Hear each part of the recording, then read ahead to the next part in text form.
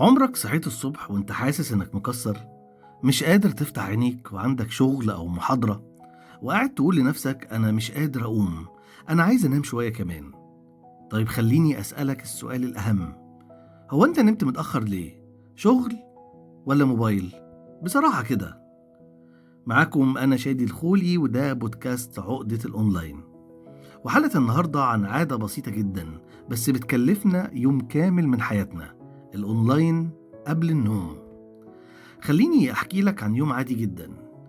اليوم خلص وانت تعبان ومحتاج تنام، بس بدل ما تنام مسكت الموبايل. تقول ايه؟ 5 دقايق بس. 5 دقايق بتبقى نص ساعة، بتبقى ساعة، تبقى ساعتين، وفجأة تلاقي الساعة 3 الفجر وتقول خلاص بقى أنا لازم أنام. كم مرة حصل معاك السيناريو ده؟ مرة؟ اتنين؟ أكتر؟ تقريبا السيناريو ده بقى عادة. المشكلة مش هنا، المشكلة بتبدأ تاني يوم. تعال بقى نشوف تأثير ده على الشغل. انت بتصحى الصبح، المنبه بيرن، بتفتحه، تقول له 5 دقايق كمان، تعمل له سنوز يعني. تصحى تاني تلاقي نفسك متأخر، بتقوم بالعافية، حاسس ان جسمك تقيل وعقلك مش شغال.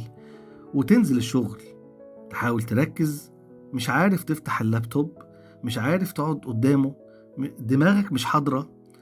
اليوم بيعدي، بس اليوم بيعدي وانت حاسس انك بتتحرك بس مش بتنجز. ولو انت في جامعة او كلية الموضوع اوضح. انت بتصحى متأخر وبتنزل محاضرتك وبتقعد قدام الدكتور والدكتور بيتكلم، بس انت مش مركز، مش فاهم، مش قادر تستوعب. وتقول هو انا مالي؟ انا كنت فاهم الموضوع ده قبل كده. بس الحقيقة انك مش فاهم عشان انت اصلا ما نمتش كويس. جاوبني بصراحة، كم مرة صحيت تعبان وأثر ده على شغلك أو دراستك؟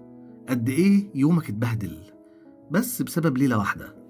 مستني إجاباتكم في الكومنتس وتقولولي أنتوا مريتوا بإيه. الموضوع يا صديقي مش إنك نمت قليل بس، الموضوع إنك نمت غلط. آخر ساعة قبل النوم هي اللي بتحدد جودة نومك. وإنت بتدخل تنام وعقلك مليان فيديوهات، معلومات، ضوء، سكرول، طبيعي تصحى مش مرتاح.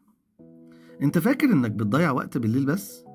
الحقيقة انك بتدفع تمن ده تاني يوم، في شغلك بقى، في دراستك، في تركيزك، في طاقتك.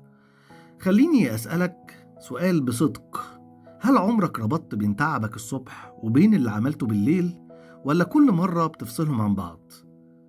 أنا فاكر يوم كنت ناوي أكون منتج بجد في شغلي وعندي نشاط وحيوية وعايز أشتغل. صحيت كنت تعبان، مش قادر أركز. اليوم ضاع، وفي آخر اليوم افتكرت إني نمت الساعة 4 الفجر، مش عشان شغل بس عشان موبايل.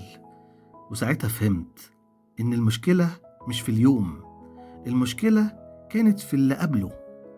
طيب نعمل إيه؟ جرب حاجة بسيطة يا صديقي. قبل النوم ب15 دقيقة اقفل الموبايل، اقفله مرة واحدة، حطه بعيد، اقعد مع نفسك. في الأول هتحس بملل، بس بعد كده هتحس بهدوء. انت مش محتاج تنام أكتر، انت محتاج تنام صح. ونومك مش هيتظبط غير لما اللي قبله يتظبط. وقبل ما نختم، جاوبني على السؤال ده في الكومنتس، هل موبايلك هو اللي بيحدد ميعاد نومك ولا انت اللي بتحدده؟ دي كانت حلقة النهاردة من بودكاست عقدة الأونلاين. أنا شادي الخولي، واستنوني في الحلقة اللي جاية علشان نتكلم عن الأونلاين والعلاقات وإزاي بقينا بعيد رغم إننا قريب. أشوفكم على خير.